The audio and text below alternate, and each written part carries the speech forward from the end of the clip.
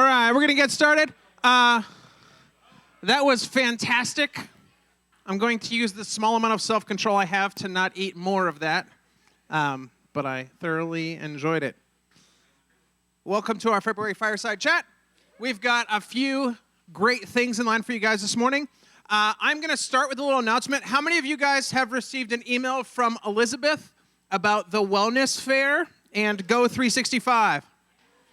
How many of you have signed up for a biometric screening and have set up a Go 365 account? All right. Guys, I got to tell you something. Like, the biometric screening, you guys realize that's awesome? They'll, like, check your cholesterol, your general health, things like that for free, okay? So everybody should do that. Also, what? It's not free? Yeah. At no cost to you.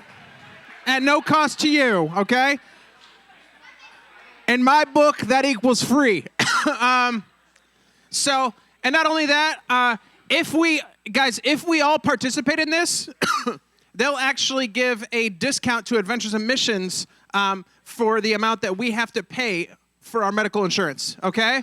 So, as people who are also, like, good stewards of organizational finances, like, if you guys would sign up for that and do it, it would help all of us, and it's also a good and healthy thing for you to do for yourself, okay? So, go, put it on your phone, do the Go 365 app. You can connect your smartwatches and MyFitnessPal and all the different things you do that track your fitness, and they'll give you rewards and money and discounts and things like that. So, if you haven't done it, please go do that for the sake of us all. All right, we are privileged this morning to have with us Andrew Shearman, who is going to come up and share some words with us.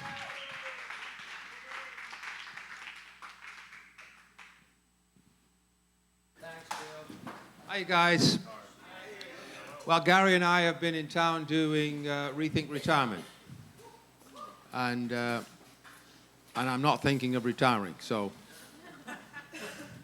Actually, I've never thought about retiring.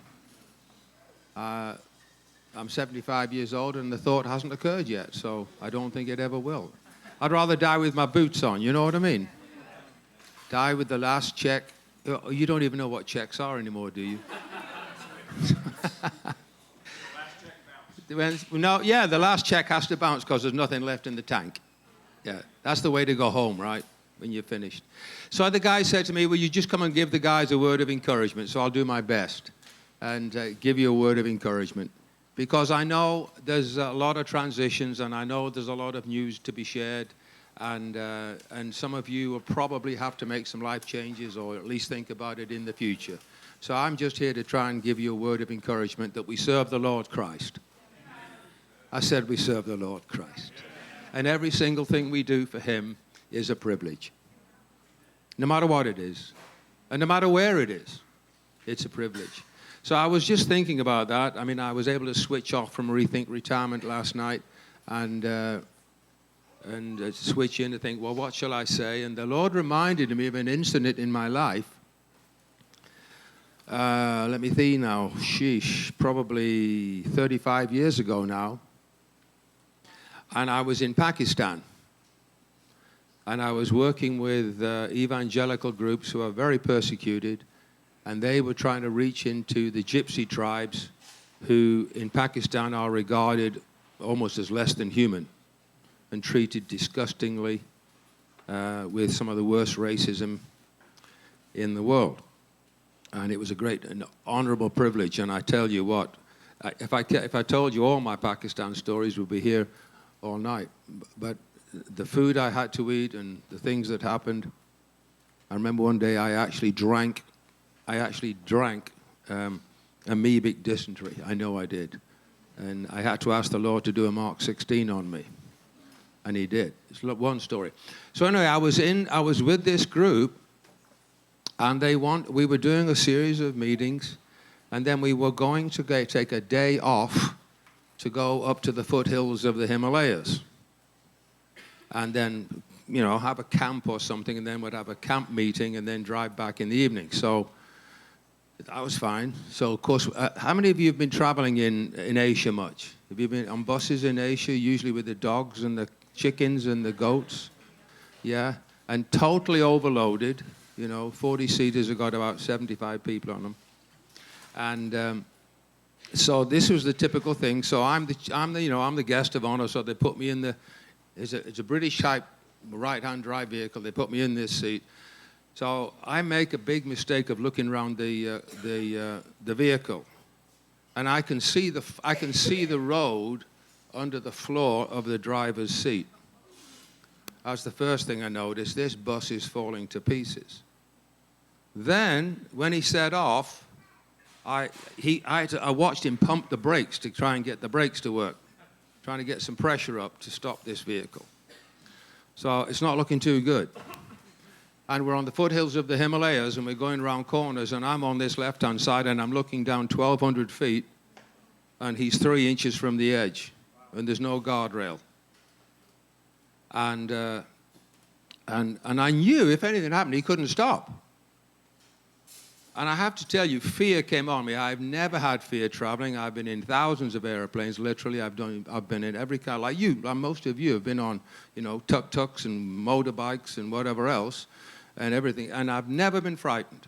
And I had fear come all over me. I was terrified. And I thought, I'm going to die because this is ridiculous. And then we come around this, we get up in the mountains, the Himalayas. We come around this hairpin bend, and half the road has disappeared in a landslide. And he managed to stop the vehicle just before our half of the road, it was our half of the road that fell off. And he stopped it, so we all had to get out. So I get out, and I, again, made a mistake. I look at this coach, and I go around the back of the coach, and I look at the tires. The tires not only had no tread on them, they were as smooth as a baby's bottom, but the canvas that's on behind the rubber was showing through the tire. We're driving on canvas. So, I mean, it's like I got back on that, and we had to walk across the bit. Then he drove the bus across because there was only enough room to get the bus there. I'm thinking we're going up the hill. This means we've got to get back down the hill. By the time we come down the hill, maybe the other half of the road has disappeared as well. So I get back on the bus, and I'm terrified. I really was. You say, well, you're not very, full of faith. Well, okay, I wasn't. I was scared. Because it was ridiculous. It was a completely unsafe vehicle. On unsafe conditions. And then the Lord, I'm sitting there and said, Lord, this is ridiculous. He said to me, what did I talk to you about this morning? And I said, okay. And I'd read that morning in my normal discipline and my normal readings of the Bible. I'd read that morning when Jesus said to the boys, let's go across the other side of the lake. And a storm came up. And Jesus was asleep in the back of the boat. And they're terrified. They think they're going to die, they're going to drown, whatever else. He's asleep in the back of the boat. And I actually think Jesus would have been more impressed if they'd have been asleep with him and left a couple of guys rowing than if they were panicking. How many of you know that he would have been impressed if we trusted him in the middle of the storm? With an ability to sleep peacefully and calmly, right? Anyway, they think they're going to die. They cry. They wake him up in the storm, and then they arrived at the other side. And I'm thinking this through, and then what? They arrived at the other side. So I said, I'm going to arrive at the other side. He said, yes. So shut up. I said, thank you, Lord, and fear disappeared. The conditions didn't get any better. There was still total danger. Everything was still the same, but I was completely at peace. My point is, you and I carry the word of the Lord. I said, you and I carry the word of the Lord. You have promises in your life from heaven. Right? I remember when Mo and I, my wife and I, were bringing our children to America. We were emigrating from Britain. Beck was 14, Esther was 16, and Mike was 19, just going off to university, going to college. A terrible time to move a family. And I was 44. And one of my dear friends said to me, so Andrew, and he's a spiritual guy. He said, so Andrew, you're going to move your family to America on the word of the Lord? He said, you're going to move your whole family just on the word of the Lord. I said, yes. And then I said, what do you suggest I rely on? The value of my house, my 401k, the stock market. What are we putting our value in? What is the word of the Lord? He spoke to me, and I could tell you the story. It was a supernatural thing. He spoke to me, spoke to my wife when I was in America. She was back in Nottingham in England. And within 5 minutes of each other, we both had confirmation through totally different means of the Holy Spirit. Come on, somebody, the word of the Lord. And I don't care how distant that promise was that God gave you, you're still carrying it. Yeah, that's good. You're still carrying it. That's good, Andrew. So it doesn't really matter what the future holds. Now you say, come on, Andrew, don't be so stupid. Yes, no, it doesn't. You're carrying the word of the Lord. You can trust him. Right? And I want to bless you all. You guys are still full of joy. You're still full of life. You're still pushing the boat out. You're still doing your best. And most importantly, you're still here. And you didn't quit. My hat's off to you. I honor you. But the future belongs to people that will see it through, no matter what it is, no matter what changes come in life, you're carrying the word of the Lord, and the word of the Lord will sustain you. I'm going to say that again. The word of the Lord will sustain you. My gray hairs give me a right to say that to you. There have been so many times in my life when the only thing I had left was the word of the Lord. And I'd go back to him and I'd say, but Lord, you said, and I'm going to trust you.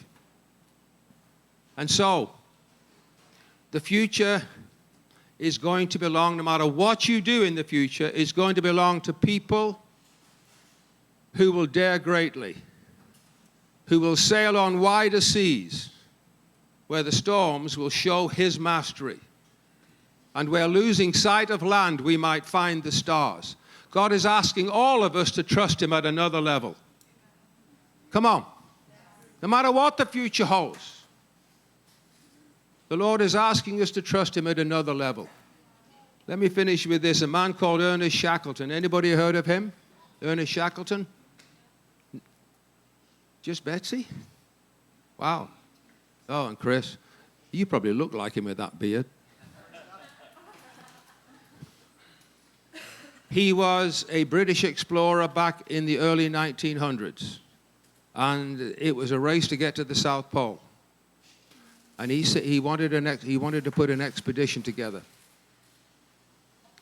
And so he put an advertisement, or as John Frank stopped me when I was saying this one day, he actually stopped me in the middle of the flow. I was halfway to heaven and he pulled me back because I happened to say, I was telling this story, I happened to say, Ernest Shackleton put an advertisement in the paper, and he shouts out in the middle of the video, we did 42 of them. This is the only time he interrupted me. He said, whoa, stop. I said, what's the matter with you? I still haven't found out what's the matter with him, by the way. But he said, what's an advertisement? I said, it's a thing you put in the paper asking for some things. So he said, oh, you mean advertisement? Anyway, so I had to say advertisement on the video then, and that's that. Just looking out for you, man. Huh? Just looking out for you, bro. Yeah, we did all right, though, in the end. We got it. So anyway, Shackleton put an advertisement in the paper. Yes, listen, the language English is, and I'm English, so. Can I tell you a quick funny story about that? That's happened to me loads of times. I was in Alabama once. Well, I was in Alabama many times, actually, but this, Beulah Battery. Anybody heard of Beulah Battery? Forrest Gump? Shrimp. That was actually a pretty good American accent. And I'm in a Walmart, I'm looking for toothpaste, so I'm walking down the aisle looking for toothpaste, and there was something on the floor, and I did what you would do, I'm sure. You just pick it up and put it back on the shelf, right? Because that's what we do. We leave every place when we've been there better than when we found it. That's a good place to say amen. I do. Anyway, so I pick it up and put it on the shelf. Walking towards me, bless their hearts, was a grandmother, a mother, and what looked like a little girl. So it looked like a little girl, mother, and grandmother. And God bless them, but they probably had a set of teeth between the three of them. I mean, it was, I know that sounds terrible, but it's probably true. They were beautiful people.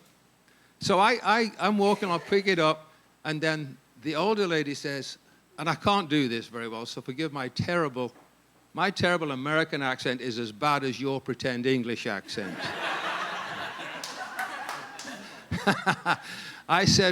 She said, oh my God. That wasn't good, was it? Can anybody do Alabama? Oh my God.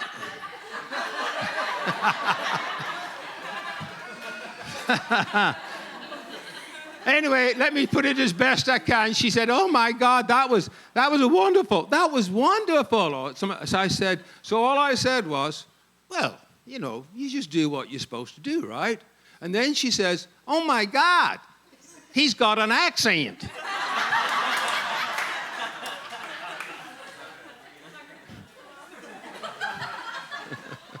So I said to her, this has been such fun to me over the many years. I said, now listen, ma'am, the language is called English. And I am from England. So one of us has an accent. Anyway, advertisement in the London Times, the most prestigious paper in Britain. Ernest Shackleton writes, I've got it actually in my Bible. I'll show it to you. That I've got that, an actual copy of the actual advertisement that he put in. And it said, men wanted, and I'm going to paraphrase that to men and women wanted. Amen. And this is more or less what he said. I'm almost, as far as I can remember, I'm quoting verbatim. Men, women wanted for hazardous journey. 6 months of complete darkness. No pay. Chance of success, very slim. Constant danger. Prospects of safe return, almost nil. Honor, in the slim chance of success, honor and glory on return home. That was his advertisement. I mean, all he promised them was everything tough, probably no future, very well may die, 6 months of complete darkness, no money. But the honor of getting to the South Pole and going down in history if you made it. In the event he didn't make it, by the way, you should read the story. It's an astonishing story. In the event he didn't make it. He put that advertisement in the paper. The next day, 5,000 British men showed up at the office of the London Times. Now, can I ask, is that spirit in this room? Hazardous journey. Ha-ha. Hazardous journey, Scott. And the only hope, Scott, oh, see, he was another explorer. That's where you get it from. Hazardous journey, Scott. And all we've got is the word of the Lord. And the very great prospect of when we get home, he says to us, well done. You were good and faithful. Amen? So I hope I am encouraging you. Trust the Lord. Trust the Lord. Trust his word. Let's just close our eyes just for a second, and then I'll give it back to you, Bill. Put your hand on your heart.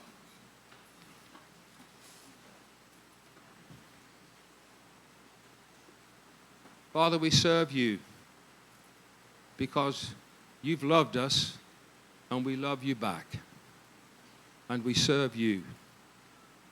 And I pray you'll bless each of these wonderful young people who, some of them for many, many years, in the past and years to come, have served you faithfully with not much accolade from the systems of the world. But we're all here because we love you and because we want to build your kingdom. And I pray, Lord, you'll put faith and courage and hope in every one of us as we venture into a future, that we will trust you and trust what you have said to us. And this we ask in the name of our Savior, the Lord Jesus Christ. Amen, guys? God bless you all. Here you are, Bill. Thank you.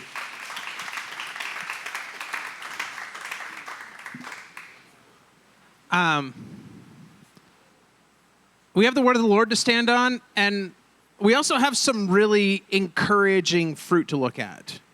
And there's something, I just want to say this real quick before Bob comes up. Like there's two realities that we all need to see and hold in tension as we kind of walk out life, really. But here at Adventures, there's like a spiritual reality and a reality of there are amazing things happening in our ministry. Like there is amazing fruit happening on the race and our other programs. Like there is just incredible stuff coming out of this. The Lord continues to work in great ways. And like I have complete faith that the Lord is not done doing the work that he is doing here. And so there's that reality. On the other side, there's a tangible reality that we've been talking about for months of we've had numbers going down. There's financial challenges we need to face. And everybody in here probably tends to see either one reality or the other one more clearly. And I want to encourage you guys, like as Bob comes up and as we just look at this, like we need to look at both realities, and then we're asking the Lord, okay, if those are both true, then what's the path forward? And I just want to say, like, I really appreciate that the people in this room have been so committed, and like I love that I get to work with you guys. I love that there are people who have worked hard to make this reality over here true of all this amazing stuff that's happening on the field.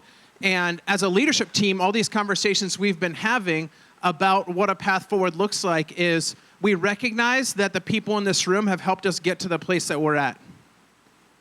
And we love you guys. We appreciate and value you guys. And we're trying to seek the Lord and figure out together what's it look like for us to continue pressing into this amazing spiritual reality and the reality of the fruit that's happening, while also addressing the reality of the challenges we have over here. And so as Bob comes up, as Bob shares that with you guys, like I want you to know, so we've had so much conversation and there's so much in our spirit, like, man, we appreciate and value you guys so much.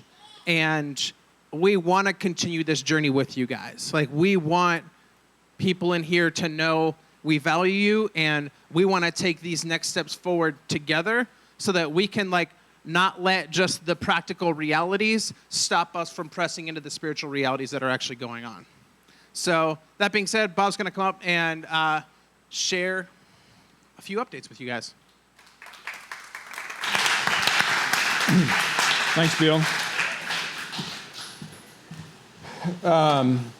You guys are getting me coming off of a really rejuvenating weekend. I got the opportunity this past weekend to spend 3-ish days with my wife, Julie, up in the mountains. It was the first time we've gotten away since our 25th wedding anniversary, so like 3.5 years ago. And we've had to adapt given the things that we've got going on. But it was really a time of refreshment. And I went up there with 4 things that I wanted to walk through and pray through with Julie. We've got some seasons changing. I don't even know if Kelson's going to come home. Seth took him off to Spain and Thailand, and we're thinking we may have seen the last of him. And some other things too with Gage and Felicia, and frankly, just generally a new season of life for us. And so one of the things that I've made a history of doing since 2012 is when I wrote this statement down the first time, and I was in Colorado Springs, and first foray into occupational ministry, and feeling like the Lord wanted to affirm some things. Let me find it. I had it pulled up here. And I've only changed this statement one time in now the past 8 years. But I'll share this with you. This is my life calling. It's what the Lord's affirmed in me. And my habit is every December between Christmas and New Year to sit down and look at this and take what I have basically kind of 5 dimensions of the places that I spend my time and my influence, and go, how am I doing?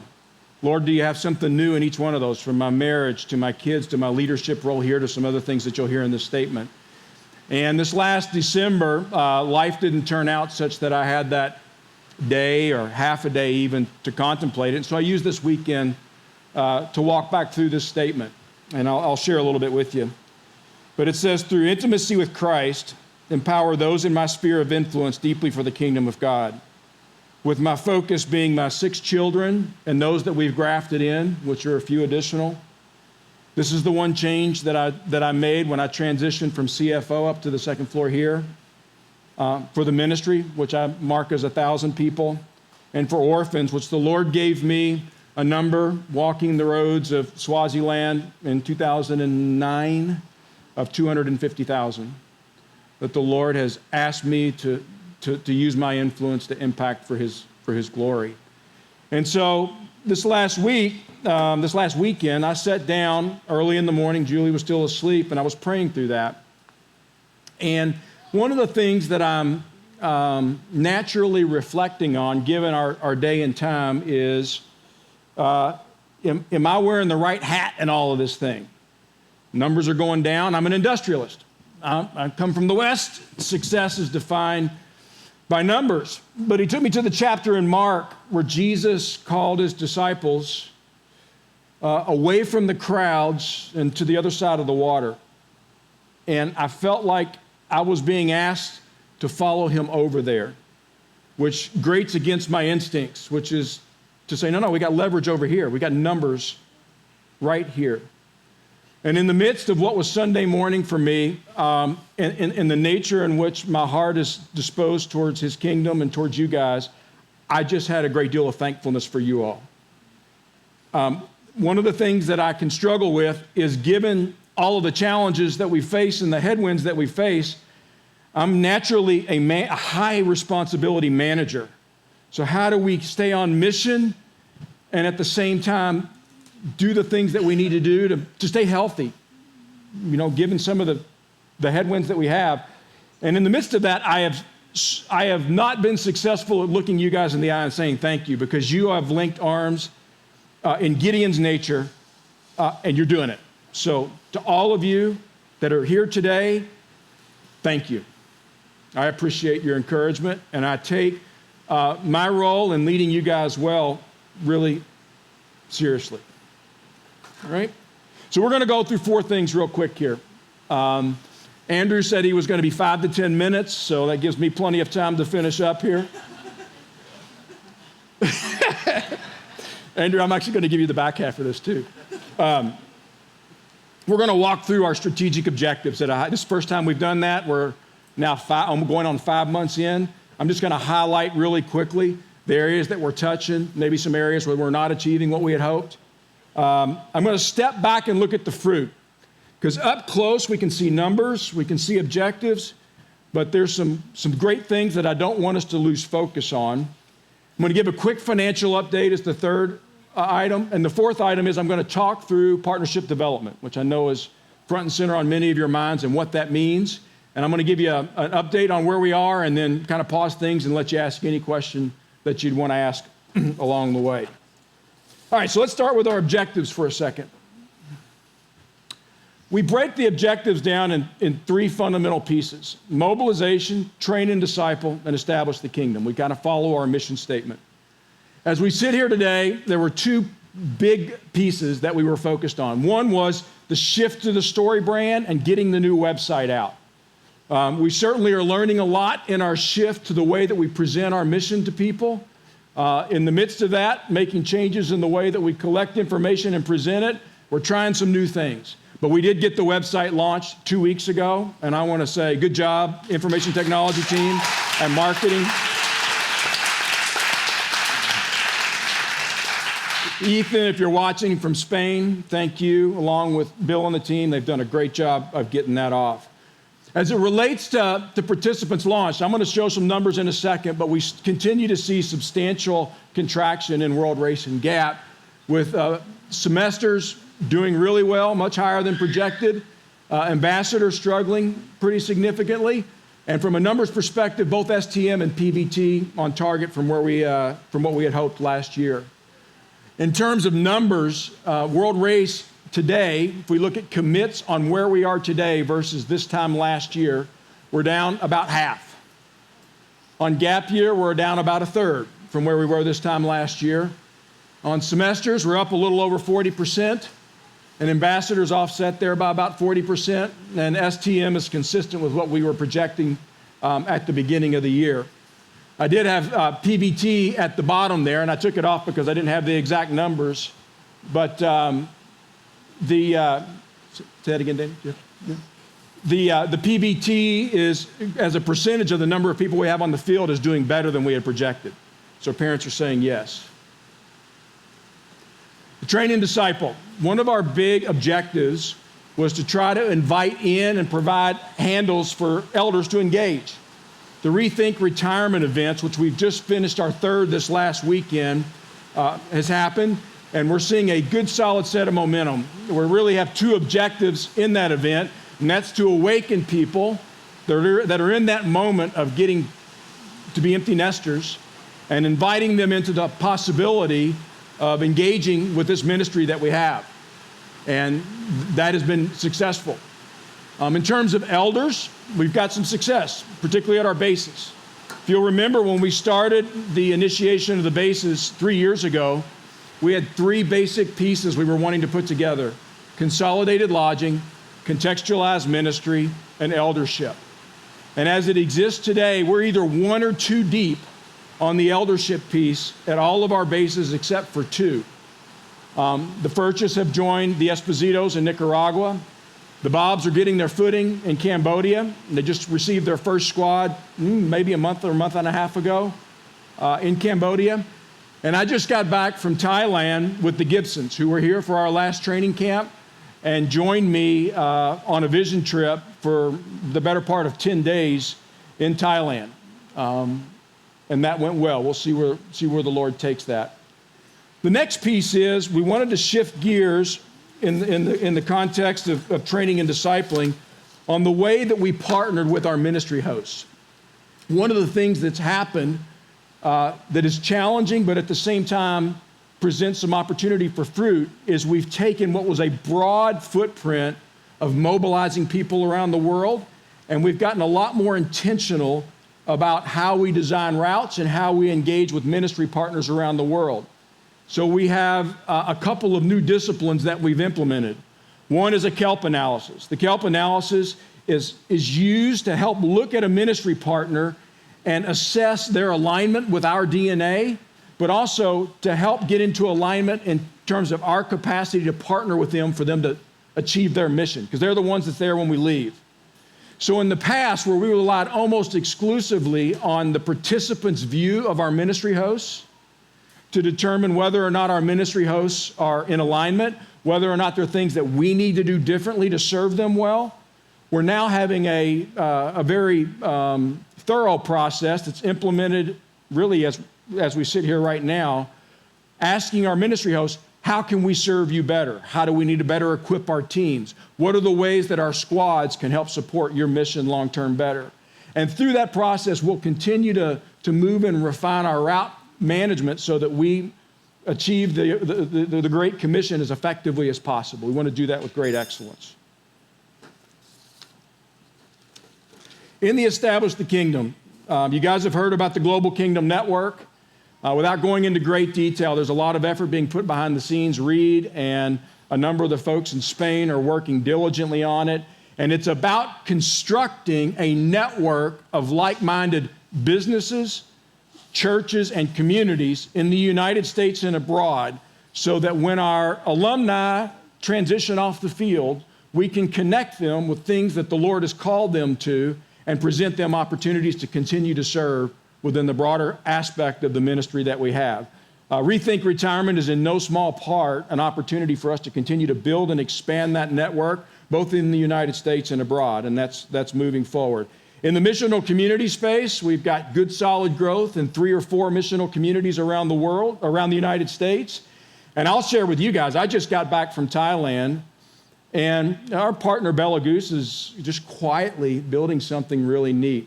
First of all, if you go to Belarus in Thailand, for those of you that haven't been there in a while, which is adjacent to Zion, it's 3 deep almost all day long at the line. The business itself is doing very well. But Belarus has 28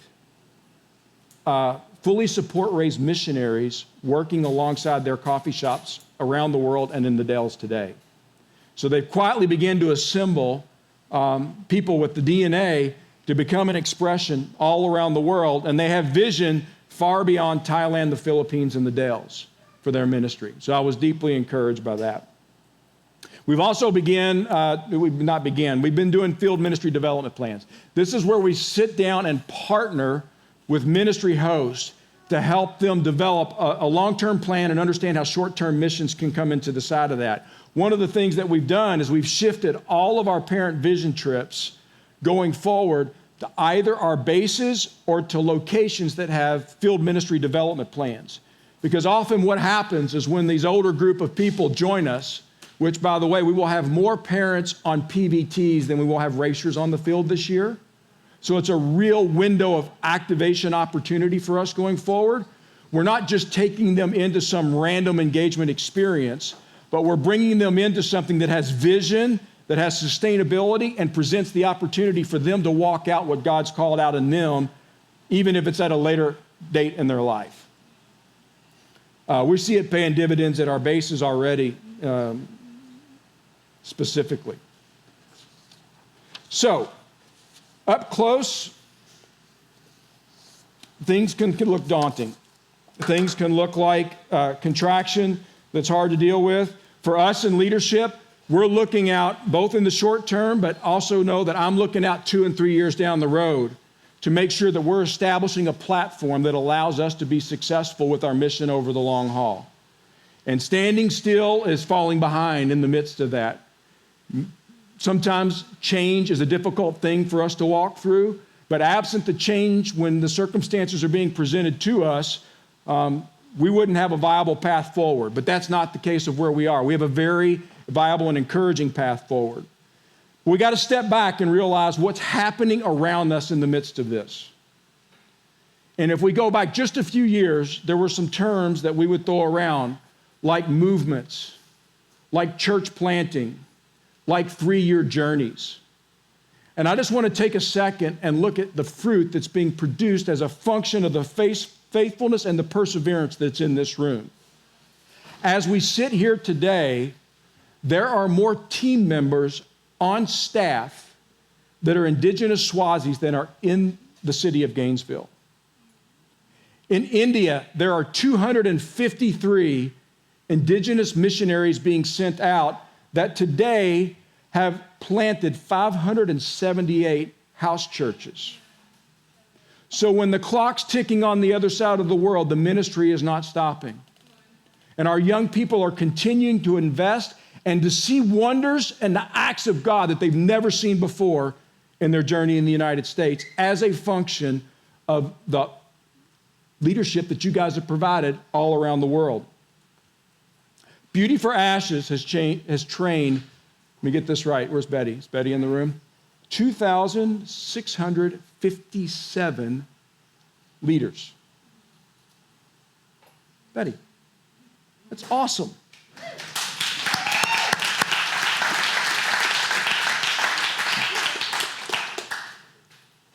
In Guatemala, I got a letter from Bob. He said, I got a proposal for you. I want you to think about this. Our base team on the ground there is working with a local seminary, and that seminary is helping them as they begin to reach out to the 8 communities that are around the base there that don't have healthy local churches. But they began to dream a little bit bigger. You see, some of the folks that were at the base a number of years ago are now working in the Middle East. And we'd like to present to you a proposal that we would train up people at the seminary here that are local Guatemalans. And we've got some partners in the Middle East named Jacques and Flora and named Kelsey Beggs and others that are desiring to see the connection between Guatemala sending into the Middle East produce some fruit there. Would you guys be open to sending people there? And I thought to myself, this is where the whole thing started, right? Matamoros was the beginning of Jacques and Flora walking out. How many of you know Jacques and Flora? They need to come back. We need some vision from them. Incredible. So by the end of the year, there are plans from the Guatemala base to equip and send Guatemalan missionaries into the Middle East. So the Lord is working in the midst of our trying times. 3-year journey. We would always talked about that, and it was a bit of a metaphor. And the metaphor was built on what we saw Jesus do with his disciples, and that it simply takes time to begin to walk out and apprentice the ways of God and his kingdom as we travel all around the world. And if we go back just a few years ago, there were some elements of that we fought for. We fought for squad leaders. We fought for CGA and G42. We fought for people to come together in communities and begin to live life together, life on life, but as an expression of a mission to wherever they live, to all the people that don't know Christ.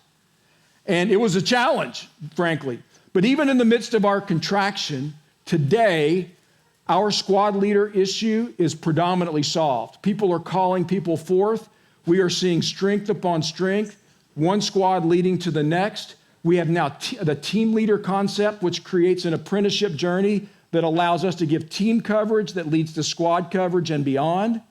CGA and G42 are operating at the highest levels of attendance since I've been involved.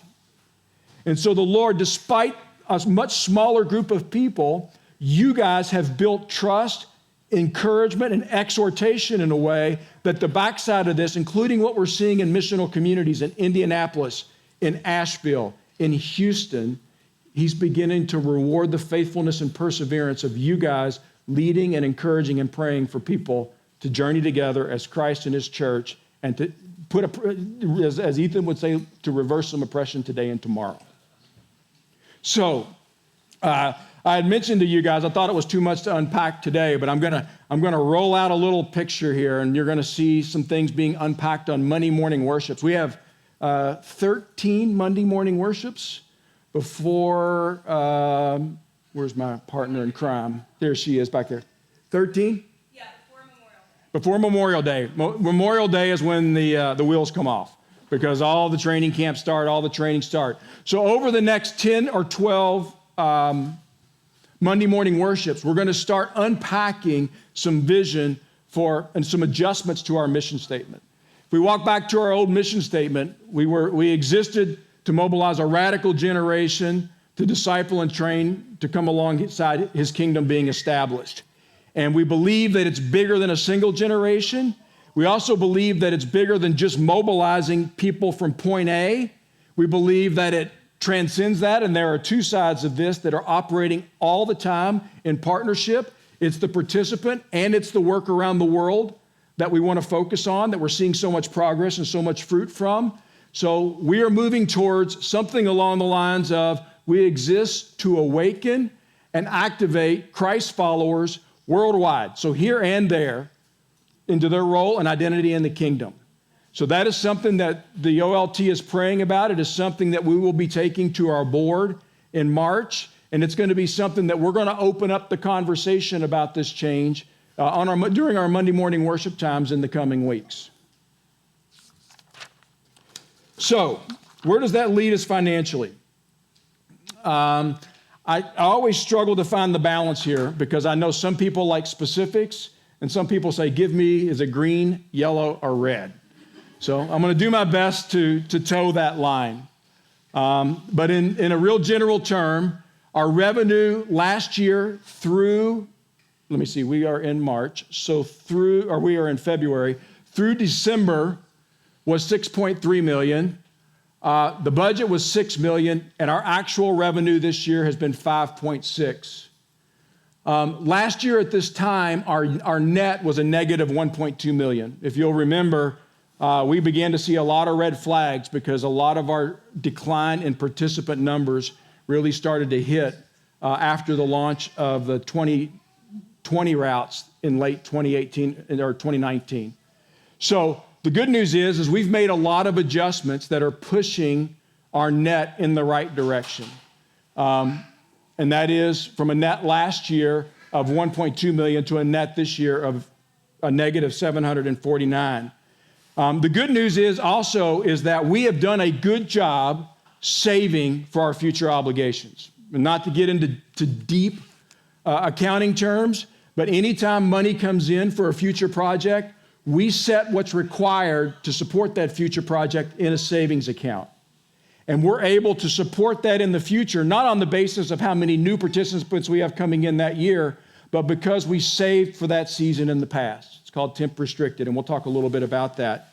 So as a function of that, our free cash, which is the money that we have in our little bank account that is not spoken for, which means it's called our rainy day account, has remained consistent year over year, which is a tribute to you guys, because we've been doing a lot with a lot less people.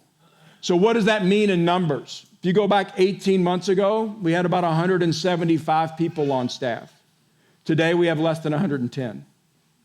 So while we've had some contraction, you guys have worn more hats, taken on different roles, moved to the left when it was needed and moved to the right when it was needed. And that's a great encouragement to me. So for future obligations, in 2019, we had 3.1 million. In 2020, we have just under 2.8 million. So for those that have committed to journey with us in the future, we've got the account set aside, and we need to watch our free cash very closely. It's a job that I focus on each and every day. So where does that leave us? 1.8 million in free cash today, with an expected additional contraction. Nothing in our numbers today, number of applications started, number of people in interview status or any of that tells us that anything is really changing related to the number of folks, particularly for our two largest programs, which are World Race and Gap. So our nature of being conservative and coming up with new ways to create a strong path forward remains real clear to us.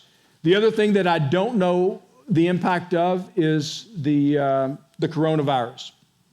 I think it presents a significant potential threat to us, even for those that are already sitting in committed status to go with us next year, if not especially for those people, because there's a lot of fear that's being generated in the news cycles today, and Betty and team are fielding the calls. So we know that it's front of mind for folks. And each of the venues, from the World Race, or from our open houses to other venues, it's one of the first questions that gets asked. So there's a lot of fear in the water as a function of that.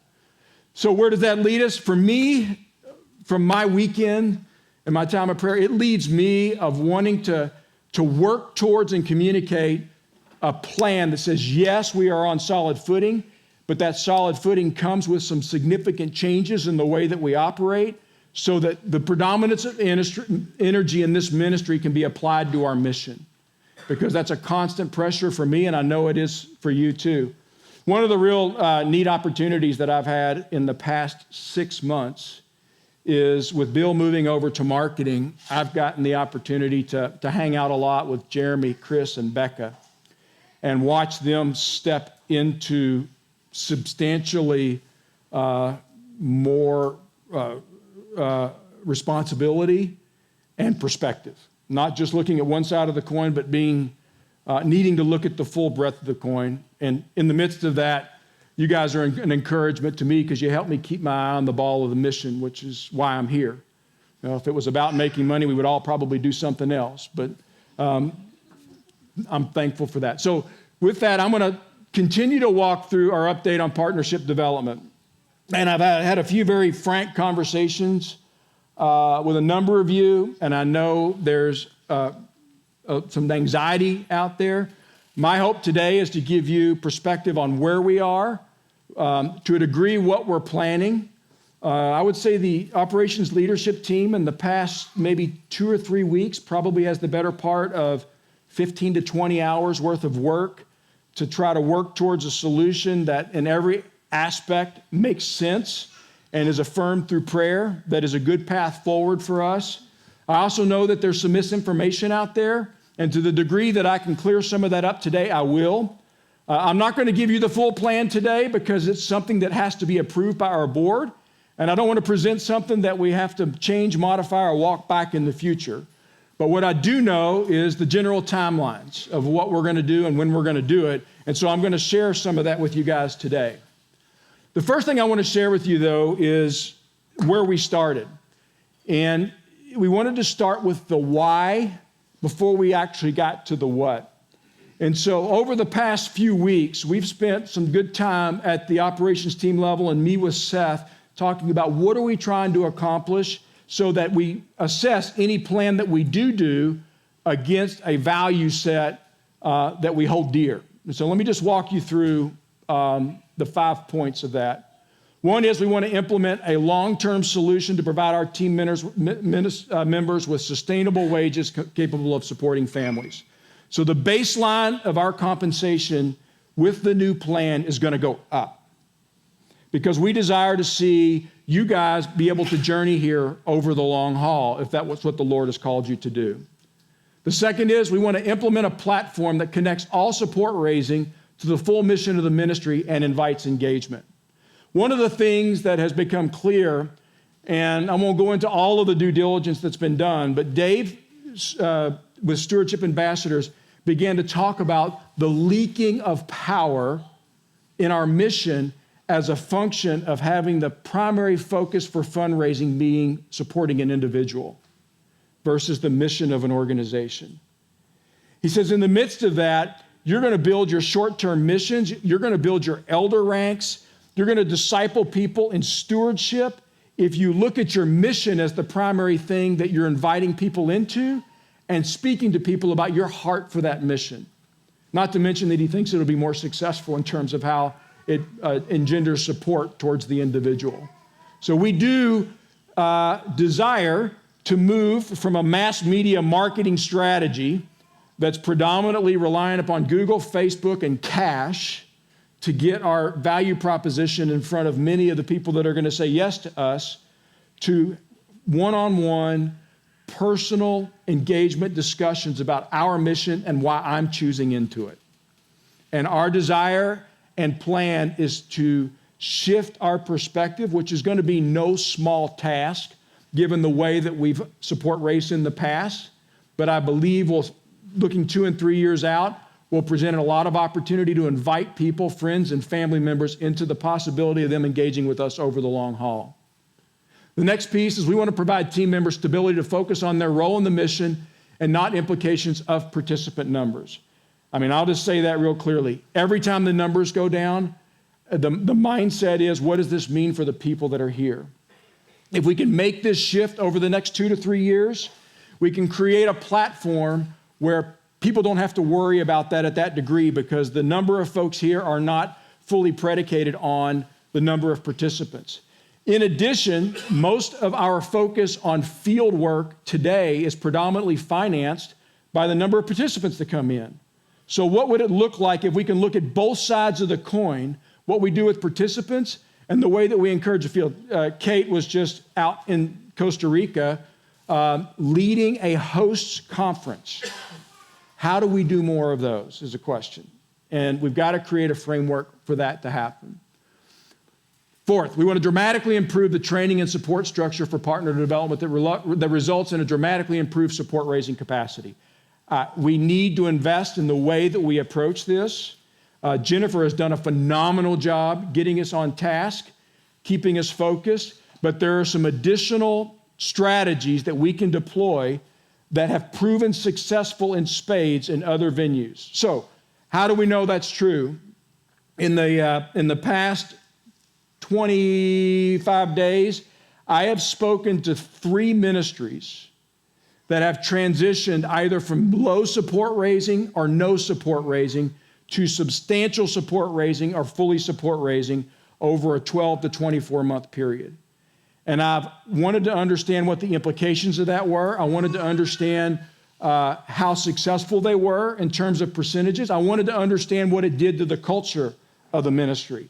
And so I've spoken to their either fundraising leader or their presidents of those 3 ministries and gotten an understanding of what that looks like, and frankly walk away encouraged with what can happen when some additional training is put into place and some additional support along the way. The final piece is we want to provide a reasonable time for consideration engagement. With any change, My commitment to you guys is you're not going to wake up on a morning and get a note from me that there's a change that has to be made and you've got to do something fast. That is not what we're going to do. We're going to provide time for consideration, make sure everybody understands there's going to be a season of praying and considering, and ultimately you'll be able to choose in as to whether or not this is what the Lord has in store for you long term. And we'll also give the ministry capacity in the event that you choose that this might not be for you, for the ministry to be able to accommodate whatever change that represents if you were to choose not to continue along in your role here.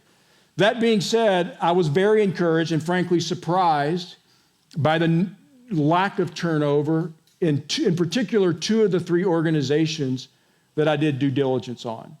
And so one of the big pieces of that is training. So I'm going to go into the timeline in a second, but we're going to be inviting many of you into training that precedes us getting the plan approved by the board. And that is an investment that we're making in Dave coming here and getting in front of you guys so that you not only understand what the changes that are being made, but you can also understand what resources, encouragement, and accountability and tools you're going to be given when you choose into this transition going forward. Does that make sense? So, what is the timeline? I've gotten completely out of...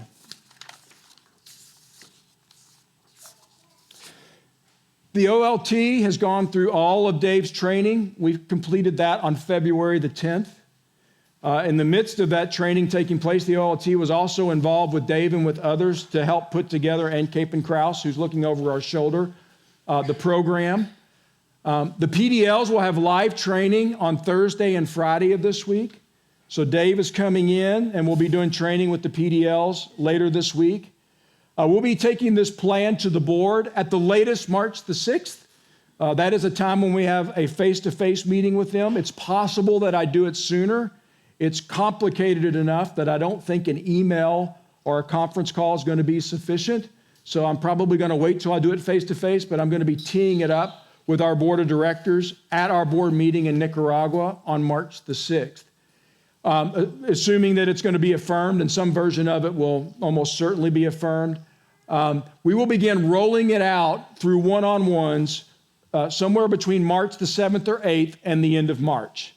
And so we've got a couple of members from the OLT. We're not going to sit down and do a mass broadcast of what it is. We're going to sit down and go over one-on-one what the reality is for each individual, what your options are, because this is not a mandate. There is some significant flexibility in terms of how the plan is designed that you can choose into, and we'll walk you through with your manager and with a member of the OLT what the reality of that is. Individual training will continue. We've got to obviously have the PDLs, but anybody who's interested in going through the videos is welcome to start right away. If you're pretty sure you're going to proceed forward, that's available to you as well. So, timing of all the changes, broken down into 2 phases, really over 3 years. So, by May the 1st, March, we will roll out the individual plans. February and April, we'll do new partnership development training, and it will give you time to understand what you're being asked to do, understand the support for it, and by May the 1st, choose whether you want to make a run at it or not in terms of the path forward. And then starting May the 1st, the changes to support raising will be giving an 18-month ramp up. To put that in perspective, on the average donation that you're getting today, it would be adding 1.3 to 1.5 new donors per month for the next 18 months. Does that make sense? So phase 1 is going to be rolled out beginning May the 1st, and there will be 17 months beyond that, with May being the first month, for that ramp up to take place. Phase 2 will be beginning after that, and I can't even tell you what that's going to look like, but that's for those who want to take a run at substantially increasing responsibility and salary over time, and there's going to be some flexibility that you can opt into that's purely optional after the first 18-month period. All right? So, increases in support. We have contracted with Dave. Dave's very excited about working with us. He will be here tonight. Dave, when did you get here? Just walked through the door. And I am very excited to be here. All right. There you go. Dave's here. There's going to be an increased support raising benefit to accommodate the meetings and the travel that's going to be required over the next 18 months. We got a lot of resources that are going to be made available to you. I've already seen some of the folks on my team working with the presentations and beginning to form it into their own story and beginning to work with Dave to do one-on-one training so they can prepare for how they're going to engage with the network of people that they're going to go to. And then 2 times monthly to work with support raising team. We're going to continue to do the events here that Jennifer's organized to encourage, to support, to talk about what's working and keep the ball moving. And obviously it's going to require support from supervisors to manage a workload because support raising takes time and travel. And we're going to have to work that together, and it is not going to be without a challenge for certain. And I am signing up to the same thing that you guys are. So I'm thinking about what it looks like to grab my camper and hit Colorado and Louisville with me and Gage on an epic road trip, which is probably what it looks like. That's what it's going to look like for us. So that's kind of where we are. Anybody wants to go with me on a road trip? Where's Amy? Amy not here today? I was going to drag Amy to Louisville with me. Come show her something, meet her some of my friends. All right. So there we are. Questions. Feedback. Kate. This is a call-in question from Gabby. Good. Well, she's probably embarrassed that I'm asking this, but she's curious how the change in fundraising would affect like things on the field and for people on the field. What The predominant of people that are on the field are fully support raised. And what is going to change for them on the field is they're going to get access to the training. I've already began to work with a couple of our missionaries, and the missionaries that are going to the field are starting with the same training framework that we're going to be introducing here. So that's the predominant impact there. Kind of in the same vein, what does this mean for participant funding? Like, will our numbers be able to go down for what they support raise for a trip, or do we know? I don't know the answer to that question. That's a good question. So you're asking specifically, will the pricing of the race or gap year change? I'll be real honest, I haven't thought about it. The heart of what we're trying to do here is to create a framework of financial stability that is not so reliant upon numbers going up and going down so that we can double down on our investment and our mission. That's the focus right now.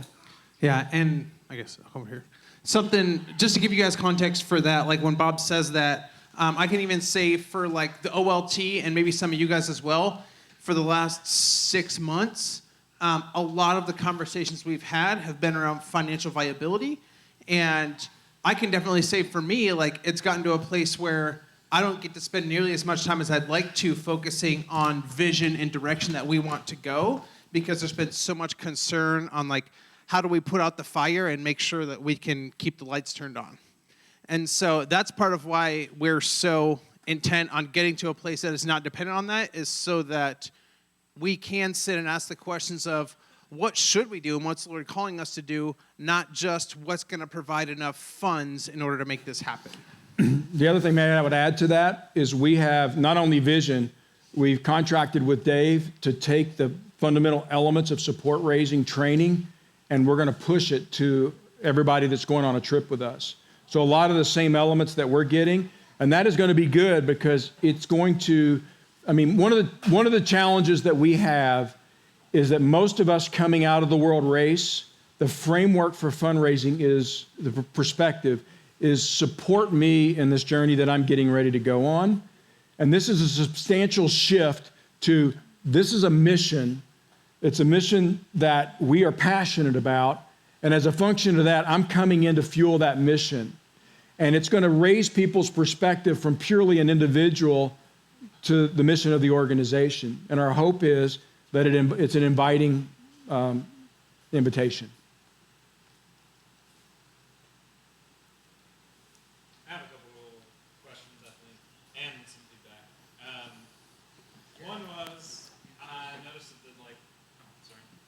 I noticed that the new mission statement doesn't have anything about evangelism in it. Was that intentional, or is this like just a really rough draft? I would say awakening it absolutely has the intent of evangelism in The it. intent of evangelism. Yes. The way I read it seemed like we're just awakening people who are already Christ followers to their calling. That's not the intent at all. No. All right, so Well, that word may need some playing, but the intent is to be an expression of Christ to those who don't know him, and to get people who do know him to be activated in what God has in store for their life. Yeah. Two Okay. dimensions. that's awesome. Another thing was, what happens if the board doesn't approve the plan? There'll be adjustments wherever There's not there. like a contingency plan in place now. There's going to be a plan one way or the other. Yeah. The board is going to have to get comfortable with it. I don't think there's going to be any issues, Okay, but I don't want to presume anything. sure. So I'm trying to be as transparent in that communication with you guys as possible. Okay. Yep. And my bit of feedback, and like I give this, maybe to preface this, when I did the Asana rollout, it was like intended to be a secret, and I accidentally emailed everyone on staff an invitation to Asana. So I kind of, I understand that things happen. I thought that this rollout has been like just a little sloppy, and it's caused a lot of confusion, and I think maybe even misplaced anger or frustration, stuff that might not have been there if it was a little bit of a cleaner rollout.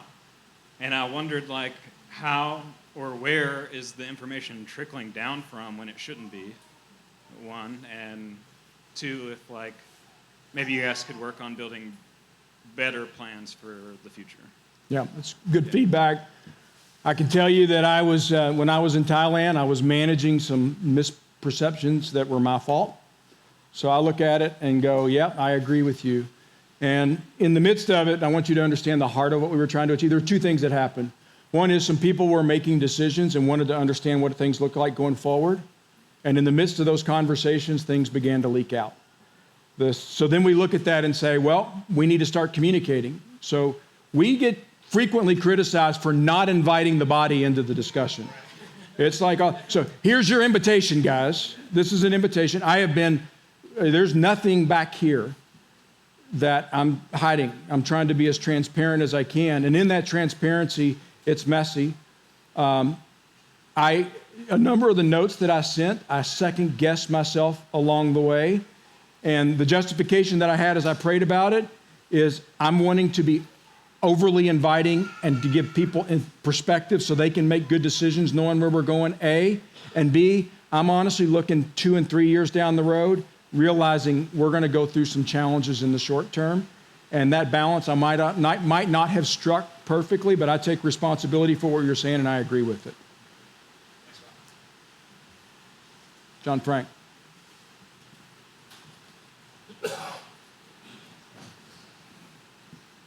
So, as the captain of the ship, trying to steer a cruise liner is a mission. So, my hat literally will now go off to you because it's super challenging, man. So, just thank you for the time and energy you're putting into everything to make this work. My question is, with the net projection, which was negative 729,000, I think that was a correct number. How are you able, and maybe this is too much in the weeds, but how can the ministry, with that kind of a loss and that free cash, I guess, maintain till 2022, people transitioning across 12 to 17 months? It's a good question, and I've done the math many times. Some of this is the interplay of realizing that much of that loss already is stored up in our savings account, which gives me some level of comfort that we've got enough window under our sails to get to the point where we're financially sustainable. That being said, if I were to stand up here and tell you guys I know where our participant count is going exactly, and I feel real confident about that, I can't do that. I've been wrong the last 2 years. They have presented themselves at a level that surprised me, even with what I viewed conservative estimates, given 30 years of financial management experience, a lot more complicated than what we're dealing with here. I didn't see it coming like this. I don't know that any of us did. So at the end of the day, I'm inviting you guys in to establishing a platform that allows us to be sustainable as individuals in the mission of this ministry. And I won't say no matter where it goes, but to a degree, no matter where it goes, and to continue to focus on the mission. I do believe that if we make these changes and we continue to closely manage our costs on the field, that we have a very viable path forward. I'm not sitting here thinking the ship is going to burn and I don't know how we're going to get out of it. That is not where my analytical mind is. It's not where my heart is, either one. I don't think it is either. But I was asked by my good friend Patrick Doty, if you're online, why here, why now? That was after the last Fireside chat, and it was a righteously positioned question to me. It's because I'm looking 2 and 3 years out and we can't wait.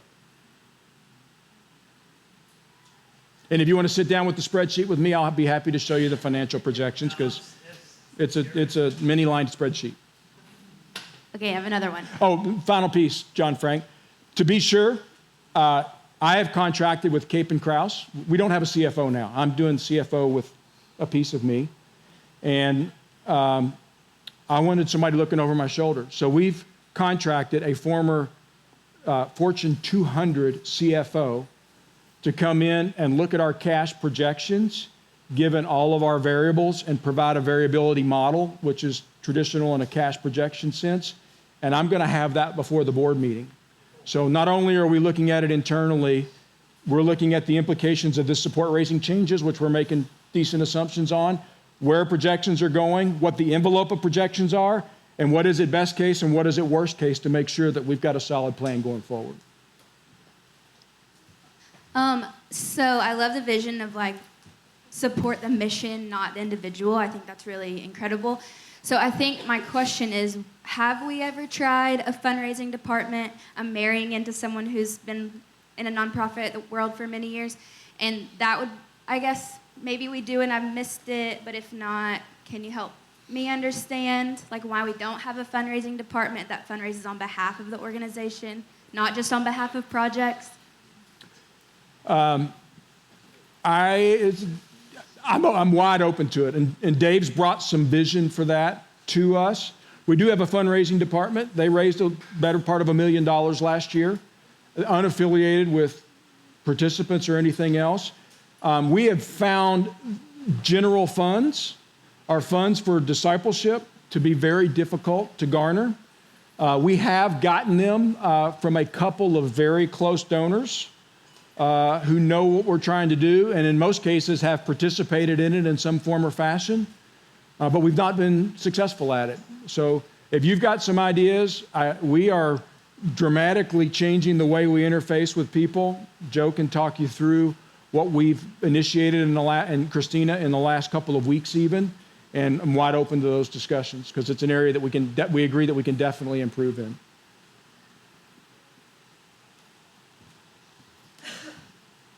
You can correct me if I'm wrong, but when I think about us fundraising on behalf of Adventures in Missions for our salaries, it makes me feel like we have more ownership in our roles and maybe are under a little bit less bureaucracy. So I'm wondering if that's the case. And then with that, like, are people still possibly going to be let go based on a number of different reasons? Like, maybe numbers are down another 30% next year.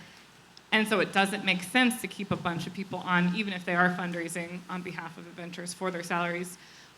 And with raises, if someone wants a raise, is that based on a number they get on their performance review, or is that based on they raise more money? You just asked like 5 questions. I've been thinking a lot about this. I lost count at 3. Which one you may answer first? Whatever you remember. Whatever the people want to know. Jeremy, what do the people want to know? I think they're curious about the raise. What do raises look like? We're- So there are 2 dimensions of increased finances for an individual. There's the piece that's in support raising, there's the piece that's in subsidy. And I'm not going to go into great detail because it's not approved by the board yet. The piece in support raising is going to have a lot of flexibility, and that flexibility is predominantly going to be defined by you, the individual. The tier piece of this, we're not getting rid of the tiers. With the same 3 drivers over time, tenure, training, and performance, there will be opportunities to continue to increase subsidy over time. Okay? And it's built out for the entry-level positions and the manager positions through that same framework. Now, to the next question. I'm not even asking myself the question of, are we going to eliminate jobs? We're going to go through the process of changing our support raising framework, and we're going to understand by May the 1st how many yeses, how many maybes, and how many nos we have in the midst of that. Until I get to that point, we don't see anything changing. Every time someone leaves, we're probably going to reconsider or look for opportunities to consolidate if it makes sense. In some cases, it makes no sense. So there's probably going to be some level of attrition based on my due diligence as a function of this different fundraising platform. And until we know what that looks like, we're not making any changes. If the people adopt into this, the likelihood that we have to let people go because of declining numbers is reduced dramatically. We can focus on mission. I'm never going to say never. I can't. Just a quick add-on to that, and I don't know if you're ready to talk about this yet, but I would think people are probably wondering, if we hit May 1st and my answer is no, what does that look like? I mean, my answer is not no, but I'm saying, like, if I were in here and my answer is no, like, I'm in. But if the answer is no, what does that process look like? Do I need to find a new job May 1st? Like, can you talk about that a little bit? Yeah, we're gonna give a window to the manager between May the 1st and the end of the year to transition people out. Because the other thing that's a real reality, you guys are carrying weight right now, and if you just tap out, it doesn't make any sense for the mission of the organization or for you guys. So there's going to be a significant season after May the 1st for us to work with you to help you transition into your new season, and at the same time, balance that against the work that we need to get done in the meantime.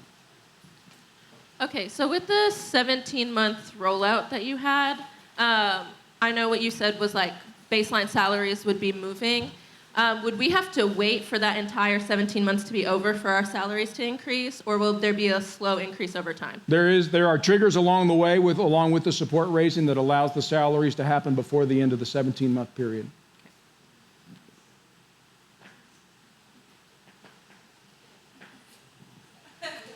I have all the questions. So I know that we have had a lot of people leave. People have taken on jobs that maybe we didn't have before. So now with fully support raising, will we be able to bring more people? It's not fully support raising. Well, sorry. These words are important because there's a lot of stuff out there in the water. That's true. Gotcha. With increased support raising, would we be able to bring more staff on to then lighten certain loads, be able to fill jobs and roles that maybe we've taken? Will that we kind of still be on a hiring freeze, if you've thought about it? Well, I mean, one of the things that we have to balance is we're going to have 50% less world racers, 30% less gappers next year. So we got to look at what's happening this month, and we have to look at what it's going to look like 6 months, because we don't want to get more people here than we need to support what we see coming down the pike. So to answer your question specifically is, I don't know that I can. We're going to make sure we get the job done. We're going to try to be as fair, and we love you guys, so we want to treat you really well in the midst of it. Mm-hmm. Yeah, the other thing is, like you said, language is important. I don't think at any point we've actually had like an official hiring freeze. We don't have a hiring freeze right now. If there was something significant that needed done, like, we would be willing to hire somebody to do it. So, like, we're not actually on a hiring freeze. We are on a seriously considering if there is a need, if there's somebody else that can fill it, because we're just trying to be really good stewards, but we're not actually even right now in a hiring freeze. So just figured I would clarify that. Bob, you can tell me if I'm incorrect in saying that. No, we've not ever had one. Yeah. Squads need squad mentors. You know, I can go through a numerous, information technology needs a positive, encouraging, funny, balding.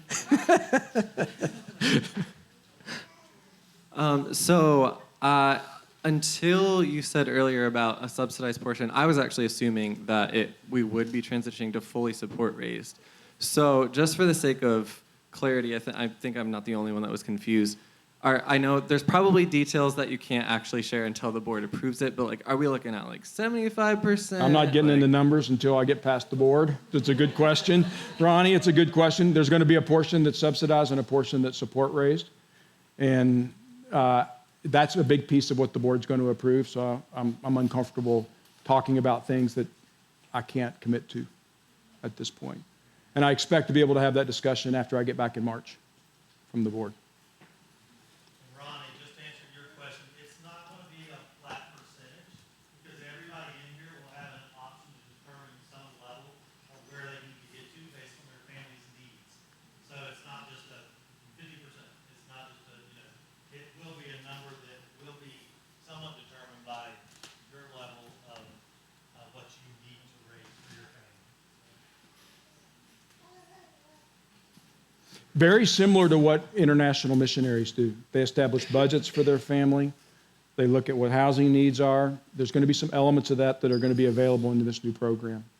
Real quick, the organizations that you talk to, all three, how many of them like have internal staff that are raising, like, experience increasing support? Because it's obviously like there are people that go out and do some awesome things, and it's easier to. I talked only to U.S.-based employees. I sampled from exactly what we've got here. The only difference is I would say our staff is younger than the other staffs that I talked to.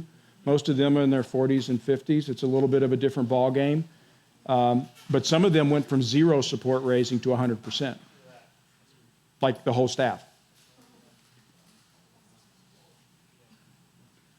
And it was a fantastic conversation about what happened in that organization. It was, they're 2 years on the other side of it now, and both the challenges and also some very surprising benefits that have occurred in the ministry.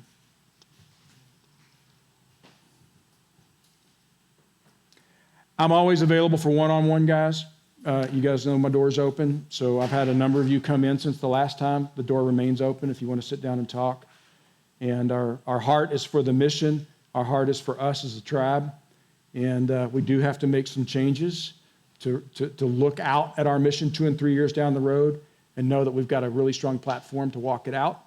And, guys, I'm in the same boat you guys are to a large degree.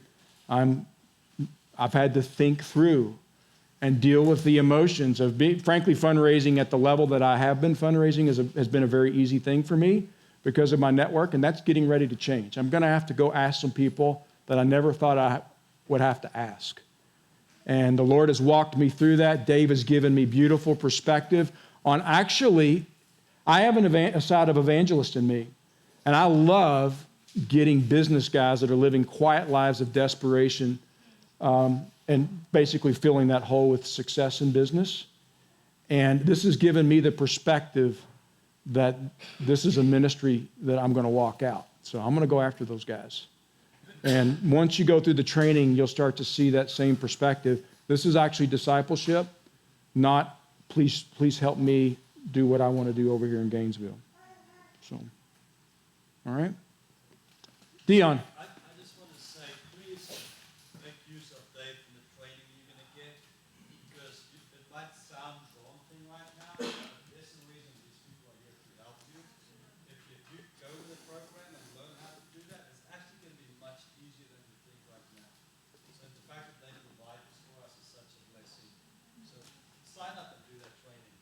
It's going to be okay.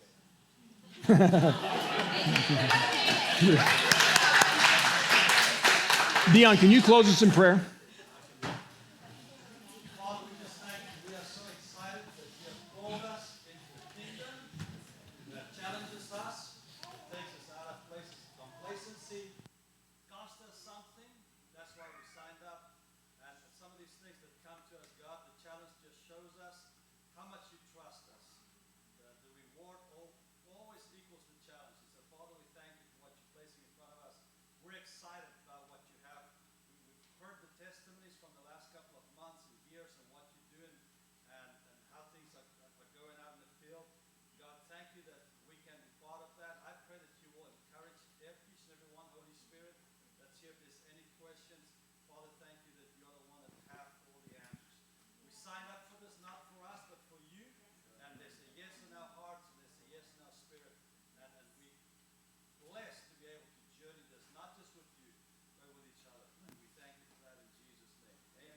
Amen. Hey, one last thing I want to say, guys. Like, this is beyond Bob. This has really been a team path that we've been walking. So the entire OLT is here too. Like, you don't just need to find Bob if you have questions. Anybody on the OLT has spent large amounts of hours discussing this and making sure, like, we know the vision, we know the heart behind this. So, like, find any of us. You can find me. You can find, yes. So can you just list off the names real quick? Yes, everybody on the OLT stand up and everybody else sit down. Okay, yeah, there's a couple people missing. I can help out with that. So, all right, you've got Travis, Quarter, Joe, myself. Seth Jr. is not in here right now. Bob, Jeff Tyner, okay? What? Scott Borg, and Tara. Did I miss anybody? I'm really bad with lists. You can find Dave, because we've talked with him not as much as we want to, because we love talking to Dave. All right, so guys, seriously, I know some of you are internal processors. You will have great questions in 4 hours or 4 days that you did not come up with in here. Like, find one of us. Don't let the question linger in you if we could answer it for you easily, okay? So come find us. Our doors are open. My door will not be open for the next 6 days because I'll be in Cuba. Woo! See ya.